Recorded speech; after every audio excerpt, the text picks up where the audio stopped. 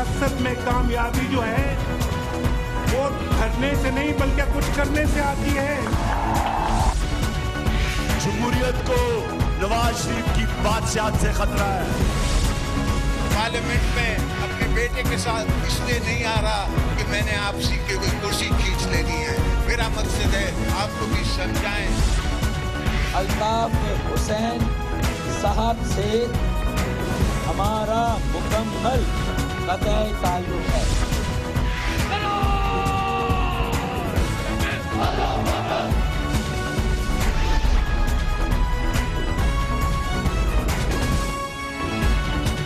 आप देख रहे हैं खबरों, तबसरों और तज्जियात पर मबनी पाकिस्तान का सबसे मोतबर न्यूज शो दुनिया, कामरान खान के साथ।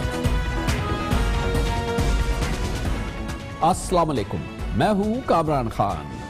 जैसा कि तवक्को की जा रही थी, पनामा केस का फैसला आने के बाद रुके हुए फैसले अब जल्द अज जल्द आएंगे। इस सिलसिले में पहला फैसला तो पनामा केस का फैसला आने के 24 घंटे के अंदर हुआ, जब जनरल राहील शरीफ को सऊदी अरब में 39 रुकनी फौजी इत्तेहाद की सरबराही के लिए फौरी तौर पर NOC जारी करके सऊदी अरब भेज दिया गया। दूसरा मामला जो रुका हुआ है वो डॉन लीक्स के हवाले से है, जिसके बारे में ख्याल ये था कि डॉन लीक्स की रिपोर्ट आज सामने आ जाएगी और इस सिलसिले में जो इक़दामात हैं वो आज या कल यानी गुज़िश्ता कल में वो ले लिए जाएंगे। अब इतलात ये हैं, जैसा कि हमने आपको इस प्रोग्राम में भी पहले बताया था और सबसे पहले अखबार दुनिया न्यूज़ में हमारे ब्यूरो चीफ इब्राहिम राजा ने खबर दी थी कि इन डॉन लीक्स का जिम्मेदार वज़ीर आज़म के मावने ख़ुसूसी बराए ख़ारजा उमूर जनाब तारिक फ़ातिमी को ठहराया गया है और इम्कान यही है कि आइंदा जैसे ही यानी कि आज कल में जब डॉन लीक्स की रिपोर्ट सामने आएगी, जनाब तारिक फ़ातिमी को उनके ओहदे से फारिग कर दिया जाएगा।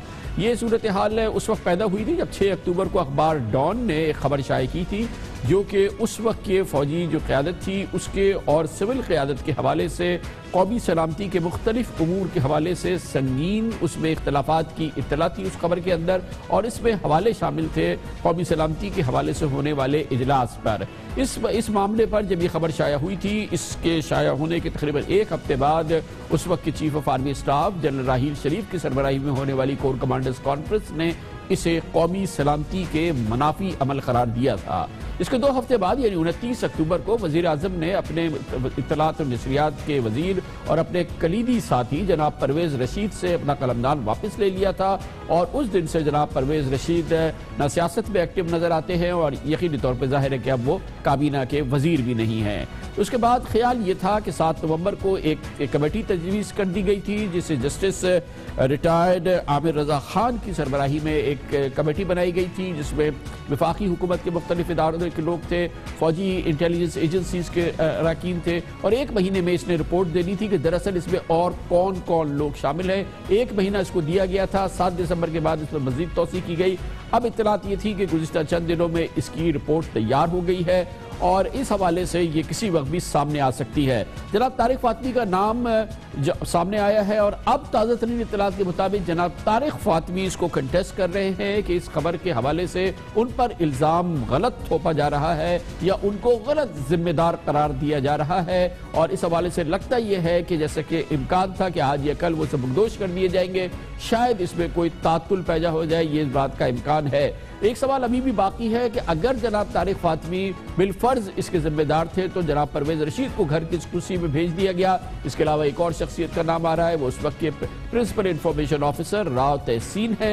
अब ये समझ में नहीं आ रहा कि क्या राव तहसीन, तारिक फ़ातिमी और परवेज़ रशीद ने मिल के डॉन के असिस्टेंट एडिटर सिरिल अलमेडा को ये खबर पहुंचाई, जिसे कोर कमांडर्स ने कौमी सलामती के मुनाफी करार दिया। ये एक गुंजलिक मामला है, इस पर मजीद बात करते हैं और हमारे साथ मौजूद हैं हमारे इस्लामाबाद के ब्यूरो चीफ जनाब इब्राहिम राजा। बहुत बहुत शुक्रिया राजा साहब। ये बताइएगा, आपने तकरीबन 5-6 दिन पहले खबर दी थी कि तारिक फ़ातिमी साहब जो है वो नॉमिनेट हुए हैं एज ए प्रिंसिपल अक्यूज्ड इस मामले के, लेकिन आज की जो डेवलपमेंट लग रही है जिसमें आज या कल में उनको शायद फारिग होना था या उन्हें इस्तीफा देना था, कुछ ऐसा लगता है कोई मज़ाहमत आ गई है, कोई रेजिस्टेंस आ गई है या सेकंड थॉट सामने आ रही है, क्या ताज़ा तरीन मालूमात है? जी कामरान खान साहब, तारिक फ़ातिमी को कम से कम दफ्तर खारजा से हटाने का उसूली फ़ैसला तो हो चुका है, اس کے بعد 2 تجاویز مزید سامنے آئی ہیں. ایک تجویز یہ ہے کہ طارق فاطمی کو کسی اور وزارت میں بھیج دیا جائے یا طارق فاطمی کو کسی اور شعبے میں پرائم منسٹر کا معاون بنا دیا جائے, یعنی ان کا قلمدان تبدیل کر دیا جائے. اور اس کی بنیادی وجہ یہ بتائی گئی ہے کہ ایسے ٹھوس شواہد تو ضرور سامنے آئے ہیں کہ مذکورہ رپورٹر کے ساتھ پرویز رشید, PIO اور طارق فاطمی مسلسل رابطے میں تھے, لیکن اس معاملے میں کسی کی 100% بدنیتی ثابت نہیں ہو سکی اور تکنیکی لحاظ سے ایسا ثابت کرنا ممکن بھی نہیں تھا. لیکن چونکہ اس تحقیقاتی کمیٹی میں MI اور ISI کے بھی نمائندے شامل تھے تو حکومت کے لیے یہ ممکن نہیں تھا کہ اس تحقیقاتی کمیٹی نے جو ریکمنڈیشنز دی ہیں ان کے اوپر وہ عمل نہ کرے. ہم جانتے ہیں کہ ڈان لیکس کی رپورٹ جب تاخیر کا شکار ہوئی تو اس پر بھی عسکری حلقوں نے تحفظات کا اظہار کیا تھا, اور اب اگر حکومت ان سفارشات پر عمل درآمد نہیں کرتی تو اس نازک مرحلے میں حکومت کے درمیان اور عسکری حلقوں کے درمیان غلط فہمیاں اور دوریاں پیدا ہو سکتی ہیں. راز صاحب یہ بتائیے گا کہ اب اگر فاطمی صاحب کا صرف قلمدان بدل دیا جاتا ہے جبکہ پرویز رشید صاحب کو تو گھر بٹھا دیا ہے, وہ تو بہت ہی کلوز وزیر اعظم کے سیاسی ساتھی ہیں, اور تو پھر کیا ہم یہ سمجھیں گے کہ بڑی ذمہ داری یا بڑا قصور پرویز رشید صاحب کا تھا, نسبتاً طارق فاطمی صاحب کا کم قصور ہے؟ تو اور یہ کس طریقے سے ہوا ہے کہ صرف اس بیس پہ کہ ان تینوں کے رابطے تھے اسرائیل المیڈیا سے, اس بنیاد پہ ان کو فارغ کیا جا رہا ہے؟ کیا ہے معاملہ؟ جی خان صاحب, پرویز رشید چونکہ اس وقت انفارمیشن منسٹر تھے, اس وقت ان کو غیر ذمہ داری کا مرتکب اس حوالے سے قرار دیا گیا تھا کہ جب مذکورہ رپورٹر نے ان کے ساتھ یہ سٹوری ڈسکس کی تو انہوں نے اس سٹوری کو رکوانے کے لیے یا اس کا ریبٹل دلوانے کے لیے یا اس کو منع کرنے کے لیے اس کو رابطہ کیوں نہیں کیا, یا جو عسکری حکام ہیں یا جو سول حکام ہیں ان جن کو وہ رپورٹ کرتے ہیں سول حکام کو, ان کو اس معاملے سے آگاہ نہیں کیا. تو اس وقت ان کو غیر ذمہ داری کا مرتکب ضرور قرار دیا گیا تھا, لیکن اس وقت بھی یہ ثابت نہیں ہو سکا تھا کہ پرویز رشید جو ہیں براہ راست اس خبر کو فیڈ کرنے میں یا اس کے مندرجات لکھوانے میں ملوث تھے. اسی طرح جو PIO ہیں ان کو کئی مرتبہ انٹیروگیٹ کیا گیا, کئی مرتبہ ان کی پیشیاں ہوئیں, لیکن کہیں سے یہ ثابت نہیں ہو سکا کہ وہ براہ راست اس خبر کو لکھوانے میں شامل تھے, کیونکہ تکنیکی بنیادوں پر کالز کا ریکارڈ تو حاصل کیا جا سکتا ہے, ڈیٹا تو حاصل کیا جا سکتا ہے, لیکن ان کالز کے دوران کیا بات چیت ہوئی, کن مقامات پر یہ میٹنگ ہوئی, یہ بھی معلوم کیا جا سکتا ہے, لیکن اس میٹنگ کے اندر کیا بات چیت ہوئی تکنیکی طور پر اس کو 100% ثابت کرنا جو ہے وہ آسان نہیں تھا. اس لیے پرویز رشید چونکہ انفارمیشن منسٹر تھے اس لیے ان کو غیر ذمہ داری کا مرتکب قرار دیا گیا. طارق فاطمی سے بھی جو مذکورہ رپورٹر تھے وہ رابطے میں تھے, تو طارق فاطمی کو بھی اس حوالے سے غیر ذمہ داری کا مرتکب قرار دیا گیا کہ جب اتنی بڑی سٹوری اس اینگل سے آ رہی تھی تو اس وقت انہوں نے جن لوگوں کو وہ رپورٹ کرتے ہیں ان کو آگاہ فوراً کیوں نہیں کیا. اسی طرح PIO کو بھی غیر ذمہ داری کا مرتکب قرار دیا گیا تھا کہ جب وہ رپورٹر آپ سے مسلسل رابطے میں تھا اور آپ کو معلوم تھا کہ اس قسم کی رپورٹ آنے والی ہے اور اس قسم کے اخبار میں آنے والی ہے, تو اس وقت انہوں نے اپنے جو راز صاحب یہ بتائیے گا کہ آج وزیر داخلہ چودھری نثار صاحب کی پرائم منسٹر سے میٹنگ بھی ہو گئی ہے, سب کچھ ہو گیا, اب اصل چیز تو یہ ہے کہ رپورٹ سامنے آنی ہے, واٹ ایور دا کنکلوژنز, جو بھی اب حکومت کے جو نتائج ہیں وہ سامنے آنے ہیں. یہ آج اور کل میں آنے تھے, گزشتہ کل میں, اور آج وہ نہیں آیا, تو کہاں رکا ہوا ہے؟ کل بل آ جائے گا, کیوں اب حکومت اس کو جاری کیوں نہیں کر رہی ہے؟ جی کامران خان صاحب, آج وزیر داخلہ چودھری نثار کی طویل ملاقات ہوئی ہے پرائم منسٹر سے, اور اس میں اس رپورٹ کے مندرجات کے حوالے سے بات چیت ہوئی ہے. آج یہ ڈسکشن ہوئی ہے کہ اس رپورٹ کے کون سے مندرجات جو ہیں وہ پبلک کیے جانے چاہیے اور کون سے مندرجات ایسے ہیں جن کو پبلک کرنا ضروری نہیں ہے, اور صرف اس کا ایک کنکلوژن جو ہے وہ عوام کو بتا دیا جائے کہ اس رپورٹ میں یہ سفارشات دی گئی تھی اور ان سفارشات پر عمل درآمد کرتے ہوئے حکومت نے یہ اقدامات اٹھائے ہیں.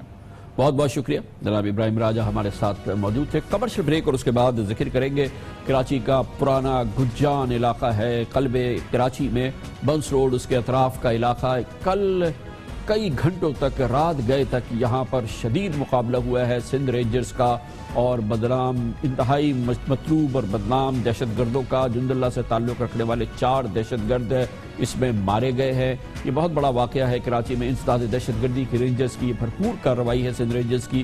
اس کے بارے میں آپ سے بات کرتے ہیں چھوٹے سے وقفے کے بعد.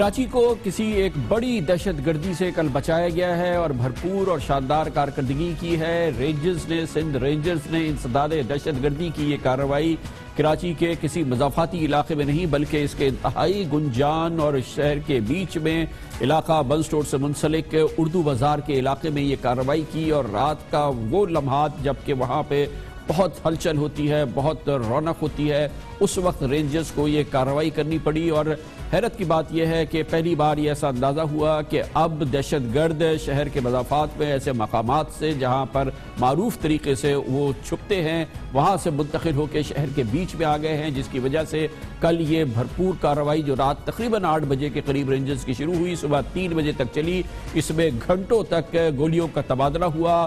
مطلوبہ دہشت گردوں نے بھرپور طریقے سے رینجرز کے سامنے مزاحمت کی، گرینیڈز پھینکے، گولیاں چلائی، ہر انداز سے اپنا دفاع کرنے کی کوشش کی، مگر رینجرز نے اس مقابلے میں ان کو اس انداز سے گھیرا اور اتنی بھرپور کارروائی، جوابی کارروائی ہوئی کہ تمام دہشت گردوں نے اپنے آپ کو دھماکے سے اڑا لیا۔ اس طرح سے 4 دہشت گرد اس انتہائی خطرناک مقابلے کے بعد، ایک ڈرامائی صورتحال کے بعد مردہ پائے گئے، ان کے ٹکڑے پائے گئے، اور یہ کل رات کا کراچی کا ایک بہت بڑا واقعہ ہے۔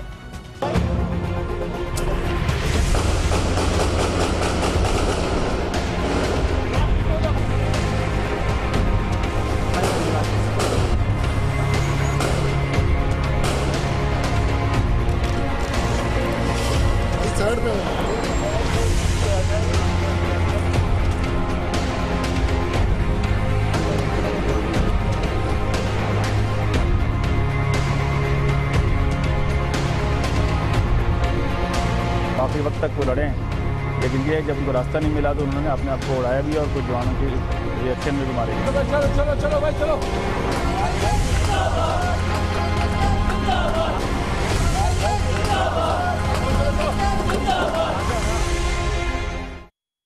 اس پوری کارروائی میں ان دہشت گردوں کے ساتھ موجود ایک خاتون اور 5 سالہ بچہ بھی ہلاک ہوا ہے، اور ظاہر ہے کہ یہ دہشت گردوں کی اپنی کارروائی تھی۔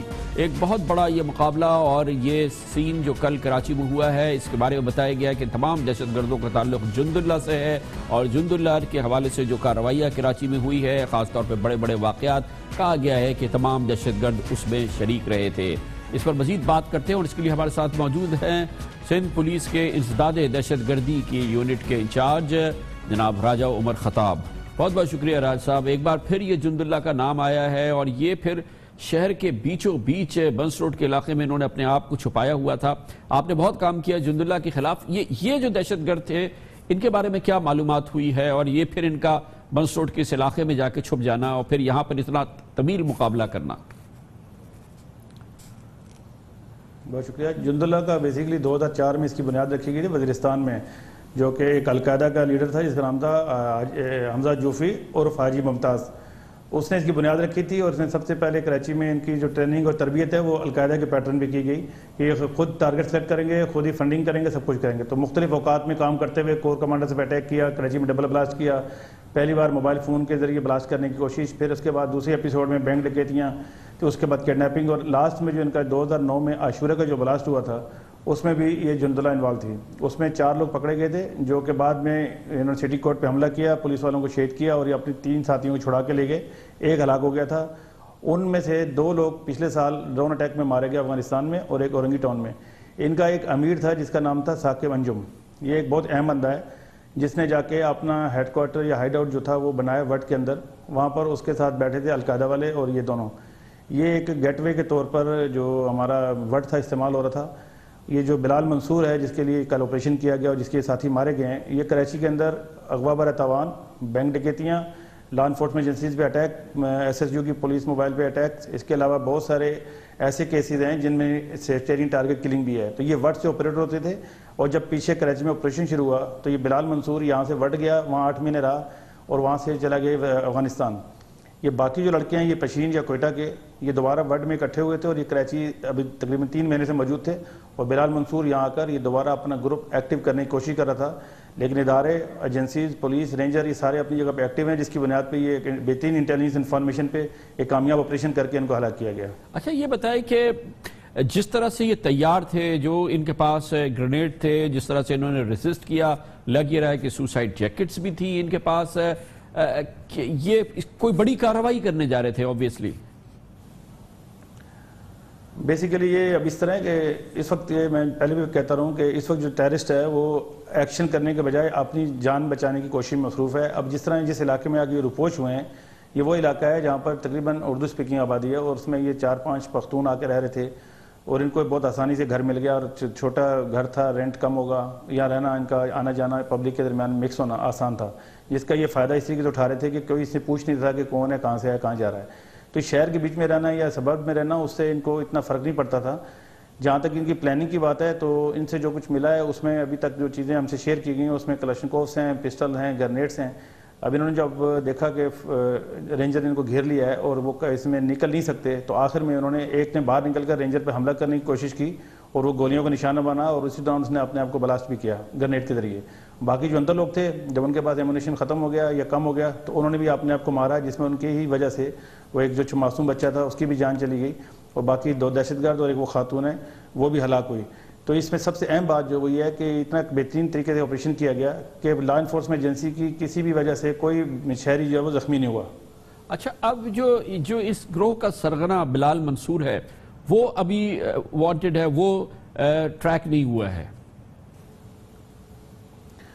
وہ بھی انشاءاللہ انقریب آپ کو مل جائے گا، کیونکہ بہت سارے اس میں ہمیں لیڈز مل گئی ہیں، اس پہ سارے لوگ کام کر رہے ہیں، اور یہ گروپ جو ہے اس اب قابل نہیں رہا کہ کراچی میں کوئی بڑی کارروائی کر سکے، تو اس کے پیچھے فورسز لگی ہوئی ہیں. انشاءاللہ انقریب اس کا بھی انجام ہو جائے گا.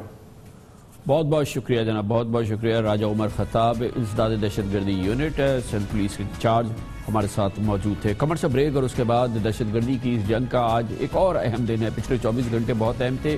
ایک جانب پارا چنار میں آج دہشت گرد حملہ کیا گیا ہے، 14 معصوم لوگوں کی جانیں گئی ہیں قرم ایجنسی کے اس دہشت گردی کے واقعے میں. دوسری جانب 4 دہشت گردوں کو جن کو فوجی عدالت سے پھانسی کی سزا ہوئی تھی، آج ان کو پھانسی پہ ٹانگ دیا گیا ہے. جوابی کارروائی ہے، ہر انداز سے آپریشن رد الفساد پورے انداز سے جاری ہے، پورے بھرپور قوت سے جاری ہے، اور جو بھی کاؤنٹر ایکشن ہو سکتے ہیں دہشت گردوں کے خلاف وہ بھی جاری ہے. دہشت گرد بھی اپنی کارروائی کرنے کی کوشش کر رہے ہیں، جیسا کہ آج ایک بزدلانہ کارروائی ہوئی ہے پارا چنار میں. اس کی بات کرتے ہیں چھوٹے سے وقفے کے بعد.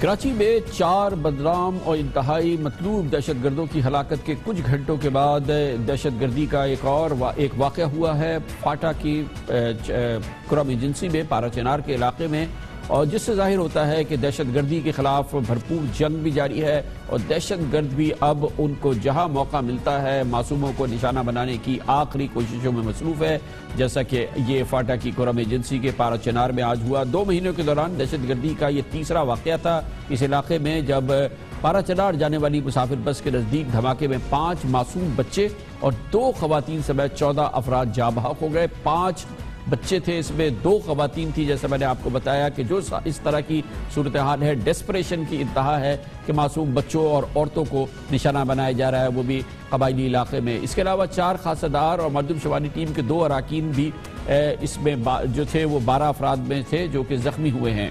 یہ بڑی دلچسپ بات ہے کہ آج یہ سانحہ صبح 6:30 بجے اس وقت ہوا جس سے چند منٹ پہلے فوجی عدالتوں سے سائے موت پانے والے کالعدم تحریک طالبان کے 4 خطرناک دہشت گردوں کو پھانسی کی سزا دی گئی.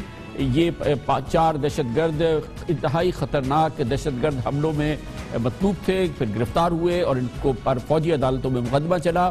پچھلے ہفتے chief of army staff general Qamar Javed Bajwa نے فوجی عدالتوں سے سزائے موت پانے والے 30 خطرناک دہشت گردوں کی پھانسی پر عمل درآمد کی توثیق کی تھی، جس کے بعد یہ پھانسی کا عمل اب شروع ہوا ہے.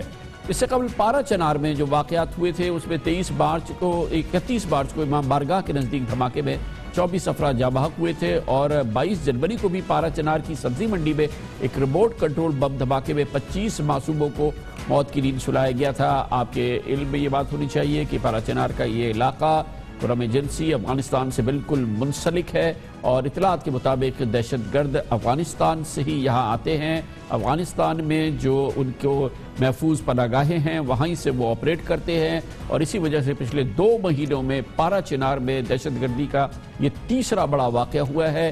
دھماکے کی جو آج کا دھماکہ ہے اس کی نوعیت اور ہدف کے بارے میں متضاد اطلاعات آ رہی ہیں. کچھ لوگ کہہ رہے ہیں کہ دھماکہ ریموٹ کنٹرول ڈیوائس سے کیا گیا یا پھر بس کو بارودی سرنگ سے ایک بچھائی گئی تھی جس سے یہ بس ٹکرا گئی اور پھر یہ ختم ہو گئی. حملے کا ٹارگٹ لگتا یہ ہے کہ مردشماری ٹیم بھی تھی جو کس علاقے میں کام کر رہی تھی جس کے 2 اراکین اس دھماکے میں زخمی ہوئے ہیں اور ہمیشہ کی طرح سے اس واقعے کی ذمہ داری کالعدم جماعت الاحرار نے قبول کی ہے. یہ وہی جماعت الاحرار ہے جو کہ افغانستان سے آپریٹ کرتی ہے اور جس کے بارے میں واضح اور کریڈیبل انٹیلیجنس موجود ہے کہ یہ مکمل طور پہ افغانستان کی اور بھارت کی خفیہ ایجنسی ان کو آپریٹ کرتی ہے, ان کو فائنانس کرتی ہے اور ان کے لیے تمام معلومات فراہم کرتی ہے. وقت ہے خبر سے بریک کا. اس دوران آپ نیوز ہیڈ لائنز بھی دیکھیں گے جس کے بعد ہماری آج کی دوسری اہم ترین خبریں ہیں اور ان سے جڑے ہوئے تبصرے تجزیات جاری رہیں گے.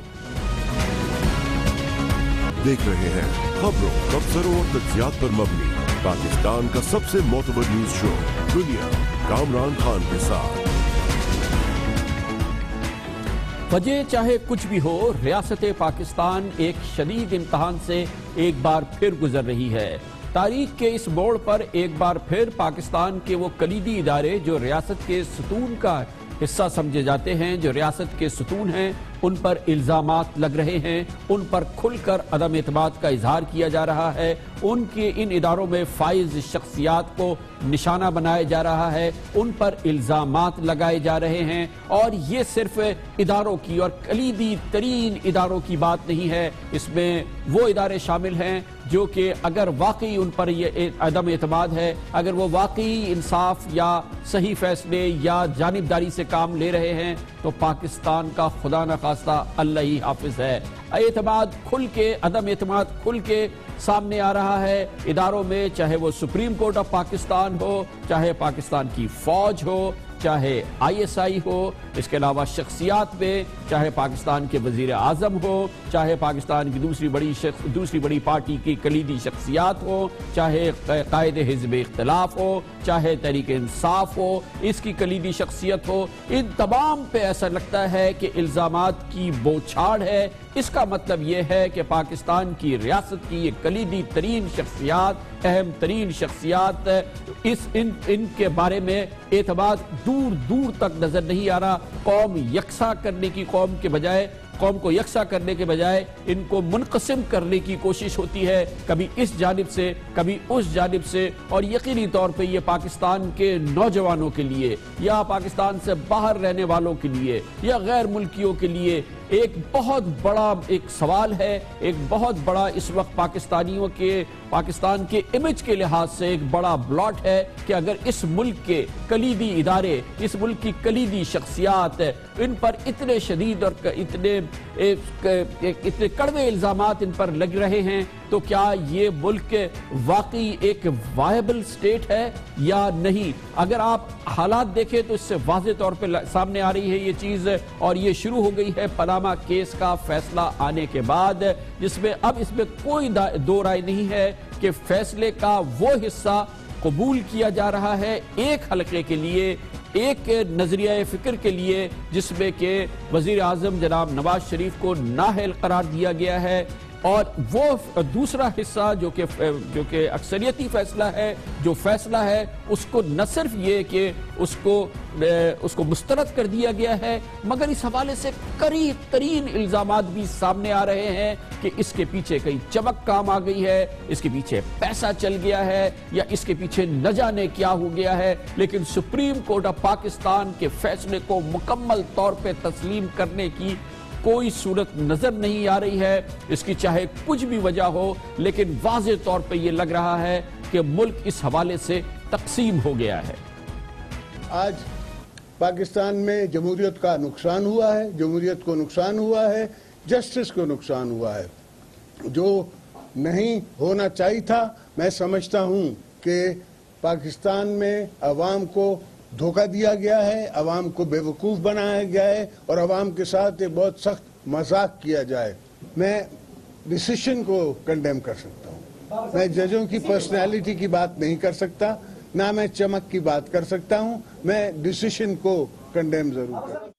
تو 3 ججوں کا فیصلہ ہے وہ ناقص ہے, اس کا کوئی اثر نہیں ہوگا احتسابی عمل پہ. ہم پہلے سے کہہ رہے تھے, بار بار میں نے بھی کہا کہ سپریم کورٹ کی روایت ہے شریف خاندان پہ نرم ہاتھ رکھنے کی. 3 ججز نے قوم کو مایوس کیا ہے. جو اکثریتی فیصلہ ہے یہ نظریہ ضرورت کی اس میں سے باس آتی ہے. کیا یہ ادارے جو کہ پہلے فیل ہو چکے ہیں, کیا اب یہ جے آئی ٹی کے اندر پرائم منسٹر کے خلاف اس کو پکڑیں گے؟ اگر یہ جے آئی ٹی نواز شریف کے نیچے بننی ہے اس کی کوئی فائدہ نہیں ہے. ہم ابھی ہم میٹنگ کریں گے اس کے اوپر, ہم اس کے اوپر میٹنگ کریں گے کہ جے آئی ٹی کے اوپر ہم نے عدالت میں کیا پھر سے جانا ہے. خالی مسترد نہیں کیا گیا ہے, سپریم کورٹ آف پاکستان کے اس فیصلے کو مسترد خالی نہیں کیا گیا ہے. کہا گیا ہے شریف خاندان کے حوالے سے سپریم کورٹ فیصلہ نہیں دیتی, اس میں نظریہ ضرورت ہے, اس میں مختلف مسائل ہیں. اور یہی بات نہیں ہے, جو میں سب سے زیادہ جس بحرانی بات کی جو ذکر کر رہا ہوں وہ یہ کہ پاناما فیصلے کے بعد پاناما فیصلہ لکھنے والے اور اکثریتی فیصلے دینے والے سپریم کورٹ کے 3 ججوں کے بارے میں مختلف چیزیں سامنے آ رہی ہیں. آپ سوشل میڈیا آپ اٹھا کے دیکھ لیں, آپ کو نظر آئے گا. اور یہ ہے بحرانی کیفیت. اس میں ایک بات سامنے آئی اور خاص طور پہ لیا گیا نام جناب جسٹس اعجاز افضل خان کا. ان کی ساکھ کو متاثر کرنے کے لیے پچھلے کئی دنوں سے سوشل میڈیا پر پروپیگنڈا مہم مسلسل چل رہی ہے کہ حکومت نے پاناما کیس کے فیصلے سے 3 مہینے پہلے انہیں اسلام آباد میں رہائشی پلاٹ الاٹ کیا. یہ کوئی نہیں بتا رہا کہ یہ الاٹمنٹ دیگر ججوں کی طرح سے بالکل نارمل پروسیجر سے ایک اپنی ان کی ٹرن پہ جناب جسٹس اعجاز افضل کو ان کی سینیورٹی کی بنیاد پر کیا گیا ہے, لیکن ایک ٹارگٹ کیا گیا ہے اور کہا گیا ہے کہ ایک جج کو اکثریتی فیصلے کی طرف موڑنے کے لیے اس طریقے سے اس کو مراد دی گئی ہے یا اس طرح سے کیا گیا ہے. گویا کہ پاکستان میں سپریم کورٹ کے ججز جو ہیں وہ اس انداز سے لے لیے جاتے ہیں یا ان کو کیا جاتا ہے, ان کو اس طریقے سے خریدا جا سکتا ہے, خدا نہ خواستہ, جو کہ 100% غلط بات ہے. لیکن اس سے جو اعتماد ہے سپریم کورٹ کے حوالے سے اور ان معزز جج صاحبان کے حوالے سے, چاہے وہ اکثریتی فیصلہ دے چاہے وہ اقلیتی فیصلہ دے, ان کی ساکھ کو بری طرح سے متاثر کرنا جو ہے وہ یقینی طور پہ سپریم کورٹ آف پاکستان کو بری طرح سے کمزور کرنے کے حوالے سے بات ہے. اور صرف معاملہ سپریم کورٹ تک نہیں ہے, ایک جانب سپریم کورٹ سے اعتماد ختم ہو رہا ہے, ریاست کا یہ کلیدی ستون جو ہے وہ ہل رہا ہے. دوسری جانب اگلے ہی دن سے سینٹ میں قائد حزب اختلاف و پاکستان پیپلز پارٹی کے سینیٹر جناب اعتزاز احسن نے یہ الزام لگایا کہ پاناما تحقیقات میں کچھ نہیں ہوگا کیونکہ ISI میں تو شریف فیملی کے رشتہ دار موجود ہے. اور یہ بھی ایک بہت ہی سیریس سچویشن ہے جو محترم اعتزاز احسن کے تسلسل سے آنے والے ریمارکس میں سامنے آ رہی ہے. ISI کے ساتھ تعلق ان کا خاندانی ہے. اب اس میں JIT کا لگانا, اس کو ہم مسترد کرتے ہیں, JIT کو مسترد کرتے ہیں. اس کے علاوہ جناب اعتزاز احسن نے نام بھی لیا, director general ISI lieutenant general Naveed Mukhtar کا نام بھی لیا. حالانکہ یہ دیکھنا بہت ضروری ہے کہ سپریم کورٹ کی طرح سے ISI بھی پاکستان کا ریاست کا ایک ستون ہے, قومی سلامتی کا کلیدی ستون ہے. یہ پاکستان کا جو فرنٹ لائن کا ڈیفنس ہے اس کا ایک حصہ ہے. اس کی سربراہی جس شخص کے پاس ہے, لیفٹیننٹ جنرل نوید مختار, 34 سال سے پاک فوج میں وہ شاندار خدمات کی بنا پر ایک سیکنڈ لیفٹیننٹ سے آج لیفٹیننٹ جنرل کے عہدے تک پہنچے ہیں. کہاں ان کی رشتہ داری اس سلسلے میں کام آئی ہوگی. سن 2012 میں وہ اسی ISI کے کاؤنٹر ٹیررزم ڈپارٹمنٹ کا جو پاکستان کی اس خفیہ ایجنسی کا دہشت گردوں کے خلاف سب سے بڑا محاذ ہے, جو اس کی فوج ہے, اس کو وہ لیڈ کر رہے تھے. اس وقت نہ شریف خاندان تھا نہ کوئی اور تھا, اور میجر جنرل نوید مختار ISI کے اس کلیدی ادارے کی اس صدارت کر رہے تھے. اس سے پہلے وہ ایک میکنائزڈ ڈویژن کو لیڈ کر چکے ہیں. ایکسلنٹ کیریئر ہے جنرل نوید مختار کا, ایک انتہائی جو پاکستانی فوج کے ٹاپ کلاس پروفیشنلز ہیں اس میں ان کا شمار ہوتا ہے. امریکہ کے آرمی کالج سے انہوں نے ماسٹرز کیا ہے, اسٹریٹجک اسٹڈیز میں نیشنل ڈیفنس یونیورسٹی ہماری سے ان کا ماسٹرز ہے. ایکسلنٹ کیریئر ہے. ISI کے کاؤنٹر ٹیررزم ڈپارٹمنٹ کو لیڈ کرنے کے بعد پھر وہ 2 سال تک کراچی کے کور کمانڈر رہے ہیں. کراچی میں جو دہشت گردی کے خلاف انسداد دہشت گردی کی حوالے سے جو کارروائیاں کی ہیں، اس نے کراچی کو جس انداز سے چینج کیا ہے، یہ سب کریڈٹ جنرل نوید مختار کو جاتا ہے. اور اب اگر وہ ISI کے سربراہ ہیں تو پاکستان کی سلامتی جو ہے اس کے وہ کلیدی سپاہی ہیں، وہ کلیدی لیڈر ہیں. ان کے حوالے سے، اس ادارے کے حوالے سے ساری گفتگو جو ہے، نہ جانے کیوں جناب اعتزاز احسن نے یہ بات کی ہے، لیکن میرا کہنا یہ ہے کہ یہ پاکستان کے کلیدی ادارے ہیں. یہ سپریم کورٹ ہے، یہ ISI ہے. اس بیان کے بعد جو جناب اعتزاز احسن کے بیانات آئے، اس کے بعد ISPR کے جو ڈائریکٹر جنرل ہیں جنرل آصف غفور، انہوں نے ٹویٹ کی کہ کچھ لوگوں کے پریمیئر انٹیلیجنس ایجنسی کے سربراہ سے متعلق بیانات بے بنیاد ہیں، مسلح افواج کی دیانت اور ساکھ شکوک و شبہات سے بالاتر ہے. اب صورتحال یہ ہے کہ اب ISI سے ہٹ کے یہ کہا جا رہا ہے کہ فوج بھی شاید جو ہے وہ ادارہ فوج کا جو ہے وہ جانبداری سے کام لے رہا ہے. یہ پاکستان کے کلیدی ادارے ہیں، ISI ہے، سپریم کورٹ ہے، فوج ہے، اور جب پاکستان کے قومی سیاسی رہنما ان کے بارے میں شکوک ڈالیں گے تو اس سے مسئلہ پیدا ہوگا. یقینی طور پہ جناب اعتزاز احسن انتہائی با احترام اور بہت ہی سینئر اور بہت ہی ایک اچھے سیاستدان ہیں، صاف ستھرے سیاستدان ہیں، مگر اگر وہ فوج کے بارے میں یا اس کے اداروں کے بارے میں بات کریں گے تو یہ پاکستان کے لوگوں کے لیے اور عام پاکستانی کے لیے، نوجوانوں کے لیے ایک بڑا کنفیوژن کا باعث بن جاتا ہے. ایک تو بڑی ستم ظریفی ہے کہ پاک فوج اب ٹویٹس سے وار کرنے پہ، کچھ سالوں سے ٹویٹس پہ وار کرنے پہ آ گئی ہے.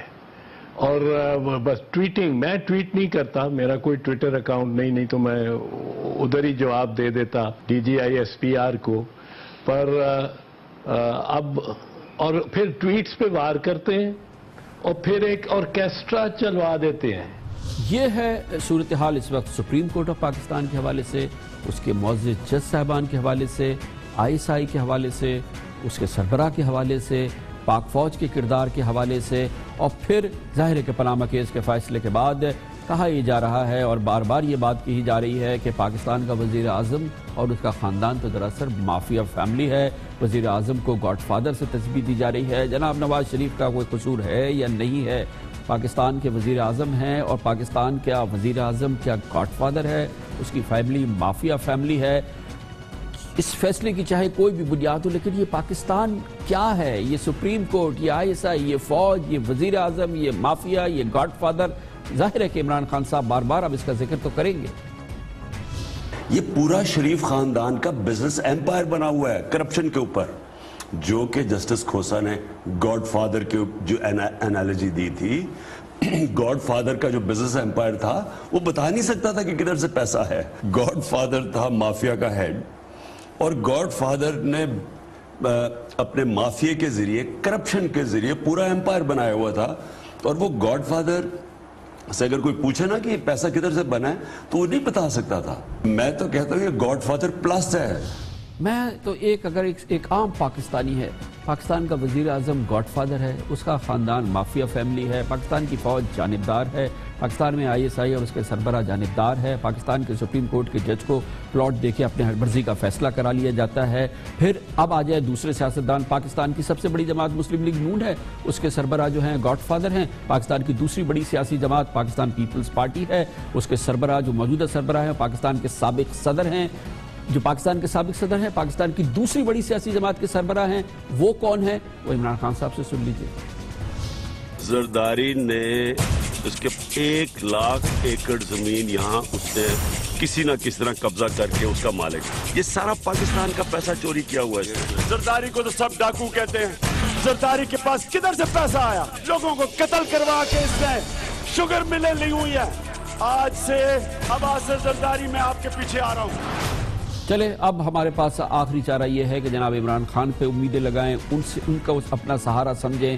اگر سپریم کورٹ بھی صحیح نہیں، ISI بھی صحیح نہیں، فوج بھی صحیح نہیں، پرائم منسٹر بھی صحیح نہیں، زرداری صاحب بھی صحیح نہیں، تو عمران خان صاحب پہ اگر سہارا لگائے. مگر ان کے حوالے سے بھی اگر بات سنتا ہے، ایک عام پاکستانی سنتا ہے تو وہ پریشان رہ جاتا ہے، حیران رہ جاتا ہے. پھر کس طرف جائے؟ کسی عدالت نے کسی کو جھوٹا قرار دیا ہے تو وہ صرف عمران خان ہے. ہمیں مجبور نہ کریں وہ ریکارڈ پیش کرنے میں جس میں امریکی عدالت نے باقاعدہ طور پر آپ کو جھوٹا ثابت کیا. اگر آپ کو اخلاقی جرت ہوتی تو آپ وہاں جا کر اس کا سامنا کرتے. نہیں، آپ تو بھیگی بلی بن کر آپ نے تو آؤٹ آف کورٹ سیٹلمنٹ کر لی. میں آپ کو یاد دلانا چاہتا ہوں، سن 1988 جب میں انگلینڈ آیا ہوا تھا، وہ جو آپ کی دوست اسی تباہی تو اس کے گھر ایک کھانا تھا، اس میں آیا تھا. کیا کرے، کہاں جائے؟ ایک عام پاکستانی کی بات ہے، آپ کو سوچنے کی ضرورت ہے کہ کدھر جائے ایک عام پاکستانی اگر یہ اس کی قومی سیاست کی حالت ہے، یہ اس کے اداروں کا حال ہے. جو پاکستان کی سیاسی جماعتوں میں جو سب سے کلیدی جو پارلیمنٹ پہ جس کا حصہ ہوتا ہے قائد ایوان وزیر اعظم، قائد حزب اختلاف جناب سید قرشی شاہ، پاکستان پیپلز پارٹی سے ان کا تعلق ہے، ان کے حوالے سے بھی سن لیجئے. یہ جو لیڈر دی اپوزیشن ان دی نیشنل اسمبلی ہیں، لوگوں نے مجھے فائلوں کی فائلیں بھیجی، نیب کا جو سارا ریکارڈ ہے وہ میرے پاس آیا. آپ یقین کریں مجھے بالکل میں سنتا تھا پہلی بڑی باتیں کہ یہ صاحب فلاں وقت یہ تھے اور اب یہ کیسے ہو گئے، اس ریکارڈ میں موجود ہے، مگر میں نے وہ بھی اب زبان پہ نہیں لایا. وہ میں اس دن کا انتظار کر رہا ہوں جس دن یہ صاحب اسمبلی میں بولیں گے، میں اس کا انتظار کر رہا ہوں. کیوں نہ ہو کنفیوز ایک عام پاکستانی، کیوں نہ ہو کنفیوز نوجوان پاکستانی جو کہ اب جوان ہو رہے ہیں، نوجوان ہو رہے ہیں، وہ پاکستان کے اداروں کو دیکھ رہے ہیں، ان قومی سیاسی رہنماؤں کو سن رہے ہیں، ان کی ایک دوسرے کے بارے میں آراء کو سن رہے ہیں، ان کے بارے میں جو گفتگو ہو رہی ہے، جو چیزیں سامنے آ رہی ہیں وہ سامنے آ رہی ہیں. کس طریقے سے یہ ملک مضبوط ہوگا، کیسے یہ ملک آگے بڑھے گا. یقینی طور پہ آج کی جو صورتحال ہے یہ ایک بہت بڑا لمحہ فکریہ ہے. لیتے ہیں خبر سے بریک اور اس کے بعد ذکر کرتے ہیں کہ پاناما کیس کے حوالے سے جے آئی ٹی بنے گی، وہ کیا کرے گی اور اس کے سامنے جو مسائل ہوں گے وہ کیا سامنے آئیں گے، اور کیا واقعی یہ جے آئی ٹی کچھ ڈیلیور کر پائے گی یا یہ کہ یہ منقسم ملک مزید منقسم ہو جائے گا. اس کی بات کرتے ہیں چھوٹے سے وقفے کے بعد.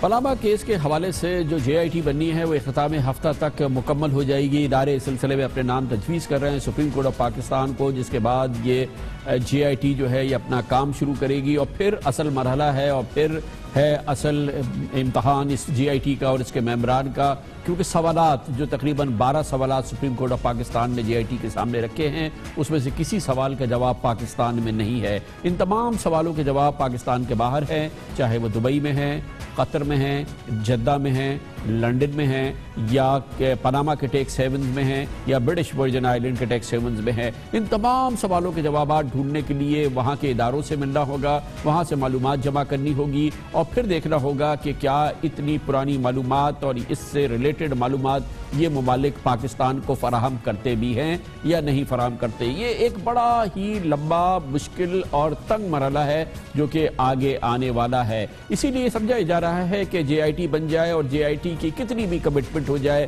کتنی ہی موضوع اور بھرپور اور ایماندار جے آئی ٹی بن جائے اور اس کے اہلکار پوری تگ و دو سے لگ جائے، لیکن ان تمام 12 سوالوں کے جواب مل جائیں اور حتی الامکان تسلی ہو جائے ان سوالوں کی، ان کی روح کے مطابق، یہ ناممکن ہے، یہ بالکل ناممکن عمل ہے. اور یہ معاملہ اس وقت سے ڈاؤٹ فل تھا جب سے پاناما پیپرز سامنے آئے ہیں. یہ معاملہ اس کے حوالے سے سامنے آیا ہے کیونکہ ابھی تو صرف ان ممالک کی معلومات دینے کا سوال ہے، اس کے علاوہ اس میں سے آدھے سے زیادہ سوالات ایسے ہیں جن کے جوابات صرف اور صرف مرحوم میاں محمد شریف کے پاس تھے. اور پھر اب دیکھنا یہ ہے کہ ان سوالوں کے حوالوں سے ان ممالک میں جہاں پر یہ سارا کاروبار ہوا ہے وہاں کوئی معلومات دستیاب بھی ہے یا نہیں دستیاب ہے. لیکن یہ کہ کیا یہ بین الاقوامی قوانین کے حوالے سے، پاکستان کے جو ٹریٹیز ہیں، جو معاہدات ہیں دوسرے ممالک کے حوالے سے، کیا قطعی طور پہ یہ ممکن بھی ہو سکتا ہے، دور دور تک کیا اس کا امکان ہے کہ پاکستان ان ممالک سے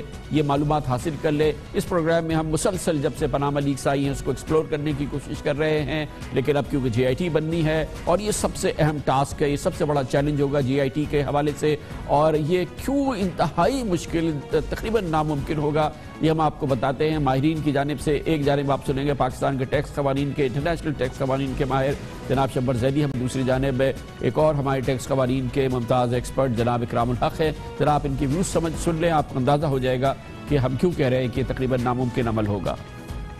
جو پاسٹ میں ہو چکا کیا اس کی انفارمیشن لے کر ہم اپنے ڈومیسٹک لاز کے تحت کوئی ایکشن کر سکیں گے؟ اس کی کوئی ہمیں وجہ سمجھ نہیں آتی، نہ ممکن ہو سکے گا، کیونکہ ہمسایہ ملک نے تو ایک لا پاس کیا تھا جس میں فورن ایسٹس اور انکم کی ڈیکلیریشن اور ٹیکس کروانا ضروری تھا، اور اب مقدمات بن رہے ہیں۔ ہم نے ایسا کوئی لا پاس نہیں کیا جو انہوں نے 2015 میں کیا تھا، اس لیے اگر پتہ چل بھی جائے، جیسے سب کو پتہ ہے کہ ہم نے صرف UAE میں کئی بلینز کا ہمارے لوگوں نے انویسٹمنٹ کیا، اس کی لسٹیں موجود ہیں، نام موجود ہیں۔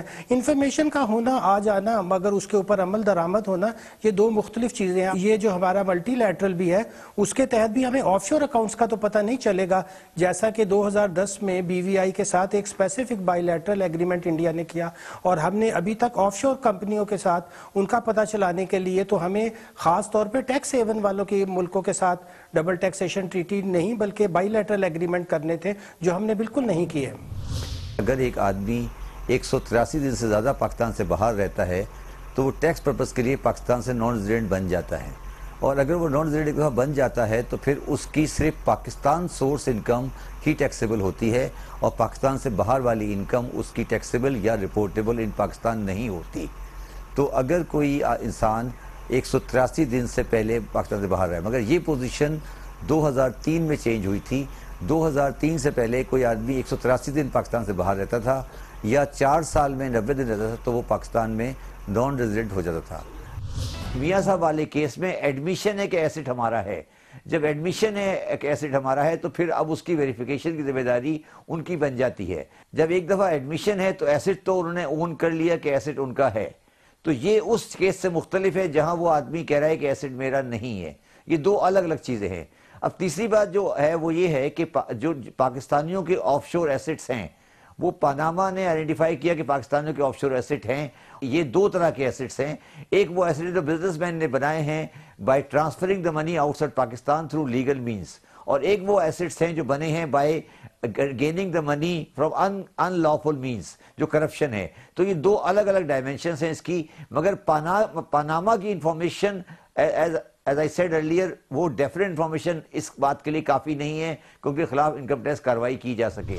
لیکن اب مرحلہ ہے GIT کے بننے کا، اور GIT ان اداروں پر مشتمل ہے جن کی میں سے اکثریت کے حوالے سے سپریم کورٹ آف پاکستان بارہا اور اس کیس میں بھی اپنے مکمل عدم اعتماد کا اظہار کر چکی ہے، چاہے وہ نیب کا ادارہ ہو، چاہے وہ سیکیورٹیز ایکسچینج کمیشن ہو، چاہے دوسرے وفاقی ادارے ہوں، لیکن اب انہی اداروں پر مشتمل GIT بننی ہے۔ اس میں سپریم کورٹ آف پاکستان نے پہلی بار ISI اور MI کو بھی شامل کر لیا ہے۔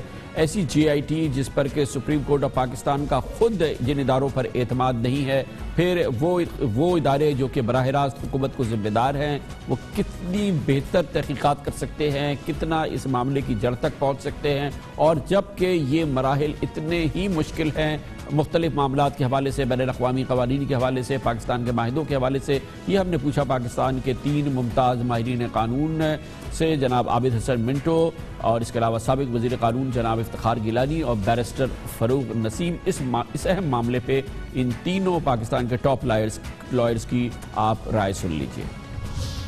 میرا خیال ہے کہ یہ کر سکتا ہے، یہ جوائنٹ انویسٹیگیشن ٹیم جو ہے، چونکہ اس کو سپریم کورٹ کے ایک بینچ نے، جو موجودہ بینچ نہیں ہوگا، ایک الگ بینچ ہوگا، وہ مانیٹر کرنا ہے نا اس کو، اور اس کا ویکلی یا بائی ویکلی جیسے جب بھی انہوں نے فکس کیا ہے، اس کی رپورٹس انہوں نے لینی ہے، تو ایک نظر اس کے اوپر سپریم کورٹ کے 5 ججوں کے ایک بینچ کی ہوگی۔ تو اس لیے یہ اس طرح کی نہیں جوائنٹ انویسٹیگیشن ٹیم ہوگی جو کہ انڈیپینڈنٹلی ایگزیکٹو کی اتھارٹی کے ماتحت آپریٹ کر رہی تھی۔ میں سمجھتا ہوں کہ یہ بہتر رزلٹ دے سکتی ہے۔ مسئلہ یہ ہے کہ جب تمام ججز نے، انکلوڈنگ جو 3 لرنڈ ججز ہیں، انہوں نے ایڈورسلی کامنٹ کیا، اتنا ایڈورسلی کامنٹ کیا نیب کے اداروں پر، FBR کے اداروں پر، 7 دوسرے جو ادارے ایسے ہیں FIA کے، ان پہ ایڈورس کامنٹ کیا، تو اتنا ایڈورس کامنٹ کرنے کے بعد پھر انہی اداروں کی GIT بنا دی۔ ان 3 اداروں کے ساتھ ساتھ جو سمجھیے کہ SECP ہے یا اسٹیٹ بینک آف پاکستان ہے، وہ بھی تو ڈائریکٹلی گورنمنٹ کے اندر ہے، ان کے پاس کہاں سے نیوٹرلٹی آ جائے گی جب ان کے ہیڈز جو ہیں ان کی نیوٹرلٹی نہیں ہے؟ تو ان کے جو ماتحت افسران ہیں، گریڈ 19 کا ایڈیشنل ڈائریکٹر ہے FIA کا، وہ کیا غریب کرے گا؟ اور پھر صرف 2 ایسے جو ایم آئی اور آئی ایس آئی کے لوگ ہیں وہ تو مائنورٹی میں پھر چلے جائیں گے، تو وہاں بھی کیا مائنورٹی کا ہی جے آئی ٹی ہونی ہے؟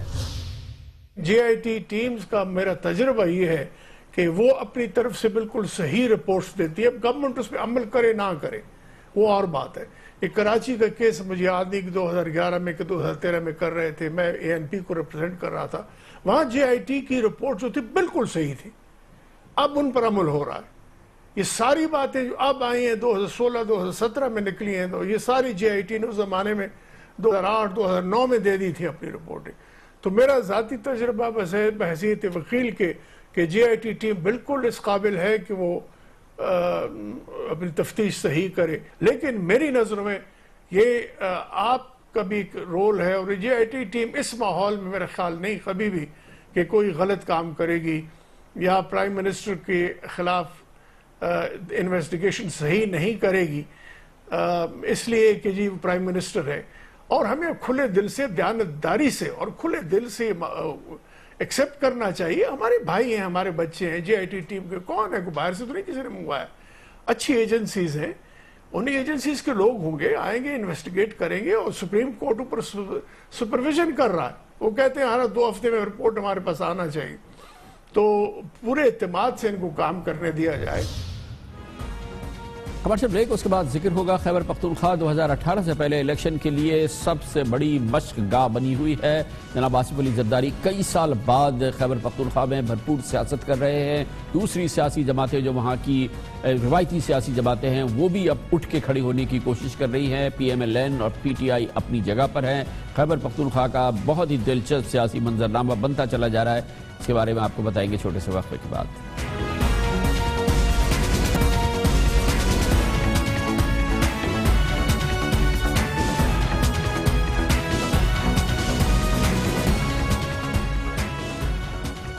سن 2018 سے پہلے اب یہ الیکشن کا سال ہے اور بھرپور سیاست کا سال ہے. پاکستان پیپلز پارٹی کو جناب آصف علی زرداری ایک نئی زندگی دینے کی کوشش کر رہے ہیں. پہلے پنجاب میں ایکٹیو رہے، اب کئی سالوں میں پہلی بار، تقریباً 5 سال میں پہلی بار جناب آصف علی زرداری خیبر پختونخوا میں سیاسی ایکٹیویٹی دکھا رہے ہیں اور وہاں پر پچھلے 2 دن سے ان کا ڈیرا ہے. پاکستان پیپلز پارٹی کسی زمانے میں خیبر پختونخوا کی ایک اہم جماعت ہوا کرتی تھی، لیکن گزشتہ انتخابات میں پنجاب کی طرح سے خیبر پختونخوا میں بھی پاکستان پیپلز پارٹی کا تقریباً صفایا ہو گیا تھا. پاکستان پیپلز پارٹی خیبر پختونخوا میں اپنے آپ کو کتنا جگہ پائے گی یہ تو ابھی کہنا قبل از وقت ہے، لیکن خیبر پختونخوا کی دوسری اہم ترین سیاسی جماعتیں جو ہیں وہ بھی اپنی پوری قوت کے ساتھ اس وقت اپنی سیاست کر رہی ہیں. تحریک انصاف کی پچھلے 4 سال سے زائد عرصے سے وہاں پہ حکومت ہے. جماعت اسلامی اس کی اتحادی ہے، وہ بھی کے پی کے کی ایک انتہائی اہم جماعت ہے. عوامی نیشنل پارٹی جس کی گزشتہ حکومت تھی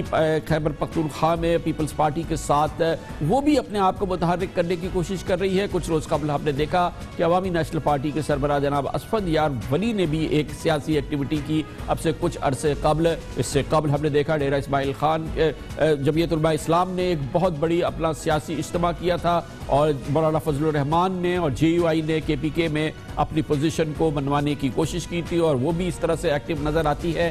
اس پوری صورتحال میں اس وقت پوزیشن یہ ہے خیبر پختونخوا میں حکمراں اتحاد پہ اگر ہم نظر ڈالیں تو 124 کے ایوان میں تحریک انصاف کی اس وقت 60 نشستیں ہیں، جبکہ قومی وطن پارٹی کی 10 نشستیں ہیں اور جماعت اسلامی کی 7 نشستیں ہیں. یہ تو ہے حکمراں اتحاد. جبکہ اپوزیشن میں مسلم لیگ نون کی 16، جے وی آئی کی 16، پیپلز پارٹی کی 6 اور اب اے این پی کی صرف 5 نشستیں رہ گئی ہیں. جناب آصف علی زرداری جیسے میں نے آپ سے کہا 5 سال میں پہلی بار متحرک نظر آ رہے ہیں اور کل انہوں نے مردان میں جلسہ کیا تھا.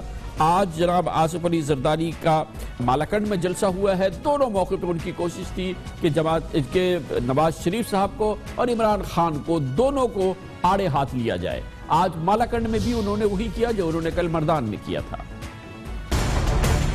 یہ صرف جنگلہ بس بنانا جانتے ہیں، ان کو عوام کا نہیں پتا. ابھی بھی آپ کا این ایف سی کھایا جا رہا ہے. یہ بیٹھے ہوئے شہباز شریف آپ کا کھانا کھا رہے ہیں، آپ کی روٹی لوٹ رہے ہیں. سی پیک میں نے آپ کے لیے اور بلوچستان کے لیے بنوایا تھا، مگر افسوس کہ یہ لٹیرے لوٹ کے گئے ہیں. میں ان سے मकसद से निकालूंगा, इनके पेट से निकालूंगा। ये आप ज़ियाउल हक की पैदाश हैं, आपने ज़ियाउल हक की सियासत की है, आप ज़ियाउल हक के शागिर्द हैं। ये जो पख्तूनों के आईडी कार्ड इनने ब्लॉक कर दिए। पाकिस्तान है मियाँ, कोई ये आपका अपने बाप का मुल्क नहीं है। एक कप्तान निकला है, वो समझता है कि वो पख्तून है, इसलिए कि सिर्फ वो अपने नाम के पीछे खान लिखता है। पठान बनने के लिए पहले तो पख्तून ज़बान चाहिए, फिर उसका शिजरा चाहिए। इसका शिजरा किसी पख्तूनों के साथ मिलता है? हाँ, टाइगर नियाजी के साथ इसका जरूर शिजरा मिलता है। और ये मेरी उम्र से भी 4 साल बड़ा है और कहता है कि मैं लीडर हूँ स्टूडेंट्स का, मैं लीडर हूँ गरीब बच्चों का। खैबर पख्तूनख्वा की सियासत इस इलेक्शन ईयर में और आइंदा आने वाले इलेक्शन में ऊंट किस करवट बैठेगा और कौन सी सियासी जमात अब आइंदा इलेक्शन में आगे नजर आएगी, इस पर हम बात करते हैं। सुबह खैबर पख्तूनख्वा में हमारे साथ मौजूद हैं पाकिस्तान के मुमताज़ सीनियर सहाफ़ी तज़कियाकार जनाब रहीमुल्लाह यूसुफ़ज़ई। बहुत बहुत शुक्रिया रहीमुल्लाह साहब। KPK में इस वक्त सियासत को एक नई ज़िंदगी बख्शने की कोशिश कर रहे हैं, जिला देने की कोशिश कर रहे हैं जनाब आसिफ अली जरदारी। पहले तो ये बताइए, किसी ज़माने में पाकिस्तान पीपल्स पार्टी का KPK में बड़ा होल्ड होता था, कितनी गुंजाइश बाकी है पीपल्स पार्टी की KPK में? देखें, जब 1970 के इंतखाबात हुए उस वक्त भी पीपल्स पार्टी को खैबर पख्तूनख्वा में उस वक्त ये NWFP था, थोड़ी बहुत कामयाबी हासिल हुई थी। ख़ास तौर यही मर्दान और यही मलकंड जहाँ पे आज और कल आसिफ जरदारी साहब गए थे और वहाँ पे जलसा आम किए। उसके बाद ये पार्टी काफ़ी मजबूत हुई आहिस्ता आहिस्ता, और जो 2008 के इंतखाबात में भी इनको खातिर ख्वाह कामयाबी मिली थी और पीपल्स पार्टी ने ANP के साथ मिलकर एक मजबूत सूबाई हुकूमत बनाई थी। 5 साल ये हुकूमत में रहे, लेकिन 2013 में इनको शिकस्त फास हुई, और इतनी बड़ी शिकस्त मेरे ख्याल में पहले 2 हुक्मरान जमातों को इस तरह नहीं हुई जिस तरह पीपल्स पार्टी और ANP को हुई। और आपने देखा कि इनकी जो नशिस्तें हैं वो सूबाई असम्बली में भी बहुत कम रह गई, 5 और 4, और कौमी असम्बली में भी न होने के बराबर। तो अब ये कोशिश कर रहे हैं कि यहाँ पर अपने आप को बहाल करें, दोनों पार्टियाँ कोशिश कर रही हैं। लेकिन आसिफ जरदारी साहब जो हैं, जब सदर पाकिस्तान थे उस वक्त खैबर पख्तूनख्वा आए थे। अब ये जो आए हैं पीपल्स पार्टी के को चेयरपर्सन की हैसियत से, तो ये जो इनके पुराने साथी हैं जो नाराज़ हैं उनको मनाने की कोशिश कर रहे हैं, नए लोगों को पार्टी में शामिल कर रहे हैं। ये ख्वाजा मोहम्मद ख़ान होती साबका वफाकी वज़ीर, वो पीपल्स पार्टी में कुछ दिन पहले शामिल हुए और मर्दान का जलसा ख़ास तौर पे उन्होंने करवाया था। मलकंड में हुमायूं खान जो पार्टी के सूबाई सदर हैं, और वहाँ पे मोहम्मद अली शाह जो मलकंड से MPA हैं, और लाल मोहम्मद ख़ान वो भी मलकंड से हैं। तो उनसे मिलने गए हैं और ये कोशिश कर रहे हैं कि जो भी नाराज़ हैं, जो पुराने साथी हैं, उनको फिर से इकट्ठा किया जाए। साहब ये बताइएगा कि अब जो दूसरी इस वक्त जमातें हैं इस वक्त KPK की सियासत में, ख़ास तौर पे हुक्मरां PTI और हिज़्ब इख्तिलाफ की बड़ी जमातों में से एक है PMLN, इनकी क्या पोजीशन है फिलहाल? तो इन दोनों जमातों की बताइए, और क्या ये ख्याल दुरुस्त है कि 2018 का इलेक्शन जो होगा ये बराह रास्त इलेक्शन होगा, 1-on-1 इलेक्शन होगा PMLN और PTI के दरमियान? नहीं, मेरे ख्याल में ऐसा तो शायद नहीं होगा। ये मुमकिन है कि PTI एक इंतखाबी इत्तेहाद की सरबराही करे और PMLN और JUI फजल रहमान मिलकर दूसरे इंतखाबी इत्तेहाद को चलाएं। ये मुमकिन है, इस तरह के इंतखाबी इत्तेहाद मुमकिन है। PTI, जमात इस्लामी और कौमी वतन पार्टी, ये एक इंतखाबी इत्तेहाद बन सकता है। ये पहले ही हुकूमत में इकट्ठे हैं। और फिर ये है कि PMLN और JUI और कुछ छोटी पार्टियां ये मिल जाएंगी, तो इस तरह का एक इंतखाबी दंगल यहाँ पे मुमकिन है। लेकिन आप क्या समझ रहे हैं कि अभी जो मारूफ सियासी मजहबी सियासी जमातें हैं, JUI खास तौर पे जिसने अभी अपना शो ऑफ स्ट्रेंथ भी किया, और जमात इस्लामी जिनकी एक ज़माने में बड़ी इन्फ्लुएंस होता था, अब कहाँ पे खड़ी हैं ये मजहबी सियासी जमातें KPK के सियासत में? دیکھیں کچھ لوگ کہہ رہے ہیں اور ان پارٹی میں بھی کچھ ان کے ورکرز یا رہنما کہتے ہیں کہ یہ کوشش کرنی چاہیے کہ جس طرح 2002 کے انتخابات میں متحدہ مجلس عمل MMA بنائی 6 مذہبی جماعتوں نے اور کامیابی حاصل کی، اس طرح کا ایک مذہبی اتحاد پھر بننا چاہیے، لیکن میرے خیال میں یہ ممکن نظر نہیں آتا۔ ابھی جو فاصلے ہیں JUIF اور جماعت اسلامی کے وہ بہت ہی بڑھ چکے ہیں اور یہ مخالف جو ہیں اتحادوں میں شامل ہیں۔ میرے خیال میں زیادہ امکان یہی ہے کہ JUIF اور پاکستان مسلم لیگ نواز کا اتحاد بنے گا۔ پاکستان مسلم لیگ نواز میں خاص طور پہ امیر مقام جو پہلے PMLQ میں تھے انہوں نے پارٹی کو متحرک کیا ہے، وہ جلسے کر رہے ہیں اور وہ کافی لوگوں کو اپنی پارٹی میں شامل کر چکے ہیں۔ پہلے یہ کہا جا رہا تھا کہ PMLN جو ہے وہ ہزارہ کی جماعت ہے، لیکن ابھی اس کو خاص طور پہ ملکان ڈویژن میں بھی پذیرائی حاصل ہوئی ہے اور کچھ اور علاقوں میں اس پارٹی میں لوگ شامل ہوئے ہیں۔ JUIF جو ہے مولانا فضل الرحمان انہوں نے عزا خیل میں جو بہت بڑا ایک 3 روزہ اجتماع کیا، 100 سال پورے ہو گئے جمعیت علماء اسلام کو، تو وہ ایک بہت بڑی گیدرنگ تھی اور اس سے اس پارٹی کو تقویت ملی ہے۔ اور PTI جو ہے ان کی جو کارکردگی ہے حکومت میں اس کو لوگ دیکھ کر ووٹ دیں گے۔ انہوں نے کافی یہاں پر قانون اسمبلی سے پاس کروائے، کافی قانون سازی ہوئی ہے، کوئی بڑا سکینڈل نہیں بن سکا، صحت کے شعبے میں، تعلیم کے شعبے میں اصلاحات ہوئی ہیں، لیکن جو انہوں نے بڑے بڑے وعدے کیے تھے اور جو لوگوں کو توقعات تھی وہ ظاہر ہے پوری نہیں ہوئی، تو پہلے کے مقابلے میں ممکن ہے کہ PTI کے ووٹ کم پڑیں، لیکن یہ ہے کہ یہ ایک اہم جماعت آئندہ بھی خیبر پختونخوا میں رہے گی۔ بہت بہت شکریہ جناب رحیم اللہ یوسف زئی ہمارے ساتھ تھے، ایک احوال لے رہے تھے خیبر پختونخوا میں سیاست کا، اور 2018 کے الیکشن کی طرف جب گامزن ہے سیاست تو کہاں جا کے یہ بیٹھے گی۔ کمر سے بریک اور اس کے بعد ذکر ہوگا بینک ڈپازٹس میں کمی آ رہی ہے، لوگ جو ڈپازٹس ہیں ان کو بھی اٹھا کے گھر میں کیش رکھ رہے ہیں، لوگ گھر پہ کیش رکھنے پہ ترجیح دے رہے ہیں کیونکہ ٹیکس والوں سے ڈر رہے ہیں۔ یہ مگر معیشت کے لیے ایک اچھی خبر نہیں ہے، اس پر بات کرتے ہیں چھوٹے سے وقفے کے بعد۔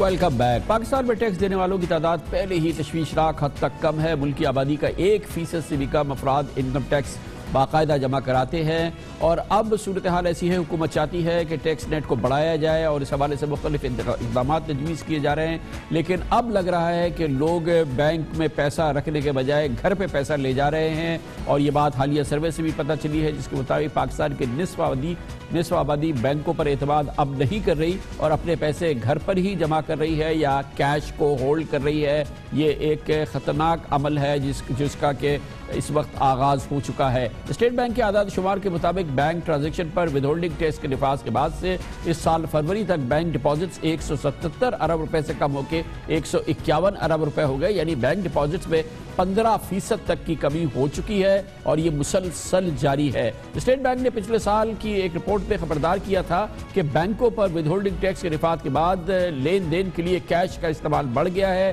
جس سے زیر استعمال کرنسی کی شرح میں نمایاں اضافہ ہوا ہے، جبکہ بینک ڈپازٹ میں کمی دیکھی جا رہی ہے، اور یہ ایک ٹرینڈ ہے جو کہ مسلسل نظر آ رہا ہے۔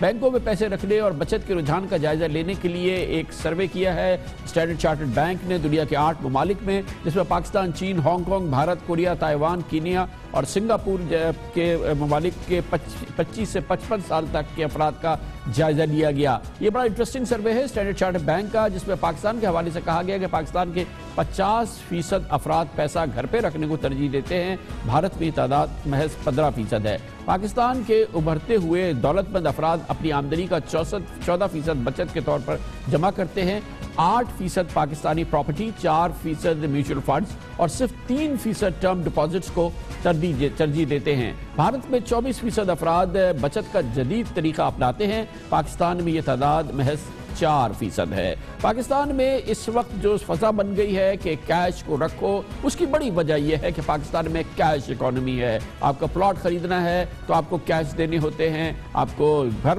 خریدنا ہے تو آپ کو کیش دینا پڑتا ہے، آپ کو کوئی بڑی خریداری کرنی ہے تو آپ سے کیش مانگا جاتا ہے، آپ کیش دینے کو ترجیح دیتے ہیں۔ اس کیش اکانومی میں اور پھر یہ ٹیکس کا نظام اس کو ٹائٹ کرنے کے لیے ود ہولڈنگ ٹیکس کا نفاذ ہے، اس کی وجہ سے بینکوں پہ پریشر آیا ہے اور لوگ اپنے ڈپازٹس بینک کے بجائے گھروں پہ رکھ رہے ہیں، اور بلکہ یہ بھی ہوا ہے کہ ڈپازٹس میں سے رقوم نکال کے گھر پہ رکھ لی گئی ہے۔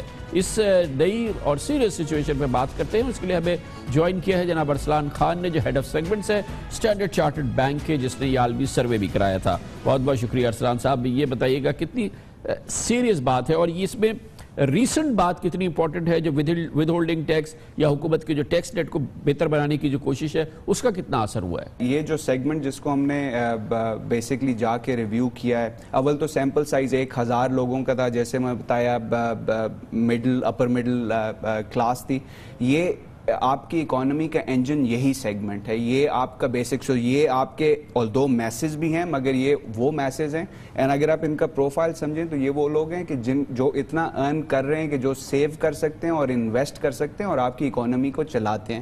تو آبویسلی اس کے امپیکٹس اکانومی کے اوپر، اگر یہ سسٹم سے باہر نکل رہا ہے پیسہ تو they would not be very positive. لیکن سسٹم سے بینک سے تو باہر نکل رہا ہے لیکن اکانومی میں تو سرکولیٹ کر رہا ہے، فرنیچر خریدنے جا رہا ہے وہ اس سے کیش مانگ رہا ہے، وہ کیش دے رہا ہے، وہ پلاٹ خریدنے جا رہا ہے وہ کیش مانگ رہا ہے، وہ کیش دے رہا ہے، وہ گھر خرید رہا ہے وہ کر رہا ہے، لیکن اکانومی میں تو سرکولیٹ کر رہا ہے، بینکس کے تھرو نہیں کر رہا ہے۔ اس کے کیا اثرات ہیں؟ سر اس میں بینکس کے اثرات تو ایک طرف ہیں، اس پہ کسٹمر پہ بڑا منفی اثر ہے اور وہ اس طرح ہے اور وہ ریسرچ میں ثابت بھی ہوا۔ سو اگر پاکستان کا آپ دیکھیں، بیسک سٹڈی یہ تھی کہ اس سیگمنٹ کے لوگ سیونگ کیسے کرتے ہیں، کس وجہ سے کرتے ہیں اور مطلب ان کے مقاصد کیا ہیں۔ تو بیسک ہو یہ رہا ہے کہ اس گھر پہ کیش رکھنے کی وجہ سے وہ جو اپنی سیونگز کو انہینس کر سکتے ہیں سسٹم میں ڈالنے کی وجہ سے وہ اپنے لیے پرسنلی بھی نہیں کر پاتے کیونکہ گھر پہ کیش پڑا ہوا ہے، basically it is not making اینی تھنگ۔ اس کے علاوہ اکانومی آف کورس مطلب بینکنگ سسٹم میں سے بھی اٹریشن ہے، سو اسپینڈنگ میں تو چل رہا ہے مگر جب جہاں آپ سیونگ دیکھیں گے اکانومی میں اس کے اوپر اس کے آبویسلی منفی ہے۔ بہت بہت شکریہ جناب ارسلان خان ہمارے ساتھ ہیں۔ بہت ہی سیریس معاملہ ہے، پاکستان میں سیونگز بینکوں کے ذریعے کم سے کم تر ہوتی جا رہی ہے۔ پورے خطے میں پاکستان اس وقت سب سے نچلی سطح پر ہے۔ لوگ جو ان کی سیونگز ہے یا ان کے پاس کیش ہے وہ بینک کے بجائے اپنے گھروں پہ رکھنے پہ ترجیح دیتے ہیں۔ اس کی وجہ یہ ہے کہ پاکستان میں کیش اکانومی بھرپور طریقے سے چل رہی تھی اور چل رہی ہے۔ اس کے ساتھ ہی ہمارے آج کے پروگرام کا اختتام ہوتا ہے۔ کل آپ سے پھر ملاقات ہوگی انشاءاللہ۔ کل تک کے لیے کامران خان کو اجازت، اللہ حافظ ناصر۔